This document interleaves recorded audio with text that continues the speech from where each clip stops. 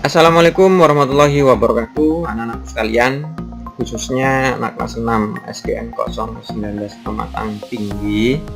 Berjumpa lagi dengan Pak Mus di sini selaku guru kalian, yaitu masih kita belajar secara daring atau secara online. Jadi mudah-mudahan anak sekalian masih tetap semangat dalam belajar daring ini. Jadi mudah-mudahan masih bisa memahami apa-apa saja yang sudah Pak Mus terangkan. Jadi kalau perlu untuk video pembelajaran ini bisa kalian download, disimpan di HP, atau mungkin kalau ada laptop di rumah disimpan di laptop. Nah, sewaktu-waktu kita butuhkan keterangan atau penjelasan mengenai materi tertentu, kalian tinggal putar ulang. Jadi langsung saja anak-anak sekalian kita masuk ke materi, yaitu kita sekarang belajar tema 3, subtema 2, pembelajaran 4. Ya, tema 3, subtema 2, pembelajaran 4. Menuliskan pengalaman datang terlambat ke sekolah. Nah, anak-anak sekalian tentunya ada yang pernah yang datang terlambat ke sekolah. Jadi mengapa kok itu bisa terjadi, kan? Bisa karena bangun kesiangan, bisa karena tidak ada yang nganter orang tua, atau mungkin kalau misalnya bawa sepeda mungkin sepedanya gembes di jalan, bisa jadi seperti itu, atau mungkin memang sengaja kalian terlambat ke sekolah. Nah, sekarang kita coba menuliskan pengalaman kalian datang terlambat ke sekolah. Terlambat datang ke sekolah. Pada hari Selasa aku pergi ke sekolah diantar ayah, namun ayah ternyata harus mengisi bensin terlebih dahulu. Antrian kendaraan di SPBU sangat panjang. Kami harus mengantre cukup lama sehingga aku terlambat datang ke sekolah. Saat datang terlambat, aku merugikan diri sendiri. Agar segera sampai ke kelas, aku berlari dari gerbang sekolah. Aku merasa gugup dan lelah sehingga tidak dapat berkonsentrasi di kelas. Aku menjadi sering bertanya kepada teman di sebelahku karena tertinggal pelajaran. Tidak hanya merugikan diri sendiri, aku juga merugikan guru dan teman-temanku. Ketika datang terlambat, aku membuat pelajaran yang telah dimulai terjeda. Aku telah mengambil hak temanku untuk belajar dengan nyaman. Aku telah mengambil hak guruku untuk mengajar dengan nyaman. Ini contoh menuliskan pengalaman datang terlambat ke sekolah. Ini masih lanjut lagi. Datang terlambat ke sekolah membuatku belum melaksanakan kewajiban sebagai pelajar yang disiplin. Oleh karena itu, agar tidak terlambat, aku meminta ayah mengisi bensin setelah pulang kerja.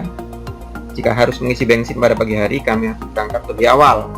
Aku juga akan bangun lebih pagi sehingga dapat bersiap dan berangkat ke sekolah lebih awal. Nah, ini adalah contoh pengalaman datang terlambat ke sekolah. Sekarang pelaksanaan kewajiban sebagai pelajar. Nah, di sini ada ilustrasinya ya, Nak ya. Ada gambarnya, ada pertanyaannya. Apa kewajiban sebagai pelajar? Yang pertama yaitu menjaga kebersihan lingkungan. Nah, ini ya. Ini buang sampah sembarangan ini. Kewajibannya seharusnya menjaga kebersihan lingkungan. Belajar dengan rajin. Nah, ini ya. Nah, ini kan mainan, yang ini mainan, tidak memperhatikan, yang ini serius. Kemudian mengerjakan tugas kelompok dengan baik. Nah, seperti ini ya. Ini kewajiban sebagai pelajar.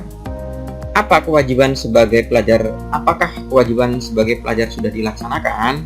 Yang ini apakah sudah dilaksanakan? Ternyata belum, sebab mereka membuang sampah sembarangan. Apakah yang sudah melaksanakan? Belum, sebab ada 2 anak tidak semangat dalam belajar. Ada 2 anak yang tidak semangat dalam belajar. Yang ini apakah sudah? Sudah, sebab mereka mengerjakan tugas kelompok secara bersama-sama. Apa dampak bagi diri sendiri? Nah, ketika kita membuang sampah sembarangan, membuat diri sendiri berada di lingkungan yang kotor. Kalau kita di kelas kita buang sampah sembarangan, kelas kita jadi kotor ya, lingkungan kita jadi kotor. Terus dampak ini tidak kerjasama, maka tidak kurang memahami pelajaran karena tidak mau belajar. Yang ini adalah dampaknya belajar bertanggung jawab dan bekerja sama dalam kelompok. Nah, ya, ini adalah dampak dari melaksanakan kewajiban sebagai pelajar. Nah, ini apa dampak dari lingkungan? Tadi masih ada lagi kelanjutannya. Apa dampak dari tindakan yang mereka lakukan bagi lingkungan? Ketika kita buang sampah tadi, lingkungan kita menjadi kotor dan tidak indah. Ketika tidak mau belajar, apa dampaknya bagi lingkungan? Kegiatan belajar di kelas menjadi tidak kondusif ya, karena ada yang tidak memperhatikan tadi. Kegiatan belajar ketika diskusi tadi secara berkelompok, kegiatan belajar di kelas akan berjalan dengan kondusif dan nyaman. Terus kemudian pertanyaan yang terakhir, apa dampak dari tindakan yang mereka lakukan bagi orang lain? Kalau ini dari bagi lingkungan, kalau ini bagi orang lain, yaitu mengganggu. Kalau kita membuang sampah sembarangan, mengganggu kenyamanan orang lain. Kalau misalnya kita tidak memperhatikan guru ketika mengajar, dampaknya yaitu dapat membuat orang lain ikut menjadi malas ya.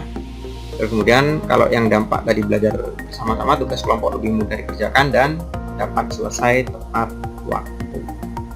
Nah, ini ya. Sekarang dampak tidak melaksanakan kewajiban sebagai pelajar. Apa saja dampak yang kalau tidak melaksanakan kewajiban sebagai pelajar? Nah, di sini ada 5 ya. Kewajiban pelajar yaitu mentaati aturan sekolah. Kalau tidak melaksanakan bagaimana? Suasana di kelas menjadi tidak aman dan nyaman. Kewajiban kita memperhatikan guru yang sedang mengajar. Apa dampaknya? Tidak memahami. Kalau tidak melaksanakannya, maka tidak memahami pelajaran dan mengganggu siswa lain. Terus kemudian kewajiban pelajarnya melaksanakan tiket kelas. Kalau tidak melaksanakan, kelas kita menjadi kotor dan tidak nyaman. Kemudian kewajiban pelajar membuang sampah di tempat sampah. Kalau kita tidak membuang sampah di tempat sampah, maka banyak sampah berjajaran di lingkungan sekolah. Kewajiban bagi pelajar membaca di perpustakaan dengan tenang. Kalau tidak melaksanakan dengan tenang, dampaknya akan pengunjung perpustakaan yang lain akan menjadi terganggu. Nah, ini adalah dampak tidak melaksanakan kewajiban sebagai pelajar. Nah, kita belajar kalimat efektif lagi ya nak ya. Kalimat efektif pada teks eksplanasi ilmiah. Pada pembelajaran sebelumnya kita juga sudah belajar tentang kalimat tidak efektif ya, dari teks eksplanasi ilmiah. Nah, ini sekarang kita pelajari masih teks eksplanasi yang dulu ya, yang tidak efektif, kemudian kita jadikan menjadi kalimat efektif. John Lodgebird pada kesempatan itu untuk pertama kalinya menemukan gambar bahwa gambar hidup dapat ditransmisikan melalui pesawat televisi. Ini tidak efektif, kita efektifkan menjadi, nah ini dipilih aja. Nah, kita pilih apakah pada kesempatan itu, apakah pertama kalinya. Nah, ini John Lodgebird untuk pertama kalinya menemukan bahwa gambar hidup dapat ditransmisikan melalui pesawat televisi. Ini jadi sudah efektif. Pada tahun 1925, Baird melakukan demonstrasi di depan para tamu-tamu di Royal Institute London. Jadi pada tahun 1925 Baird melakukan demonstrasi di depan para tamu ya, tidak usah para tamu-tamu, para tamu di Royal Institute London. Kemudian yang ketiga, televisi lalu kemudian terus berkembang menjadi semakin canggih seiring perkembangan teknologi. Kalimat efektifnya itu televisi kemudian berkembang semakin canggih seiring perkembangan teknologi. Alhamdulillah, anak sekalian, untuk pembelajaran kali ini sudah selesai. Pembelajaran 4, mudah-mudahan kalian bisa memahami materi yang Pak Mus sampaikan dari awal sampai akhir. Selanjutnya seperti biasa kalian kerjakan tugas di buku tema, kemudian kalian unggah di Classroom, kemudian dikirim ya. Jadi selamat mengerjakan tugas, selamat belajar. Pak Mus akhiri dulu, wabillahi taufiq wal hidayah. Wassalamualaikum warahmatullahi wabarakatuh.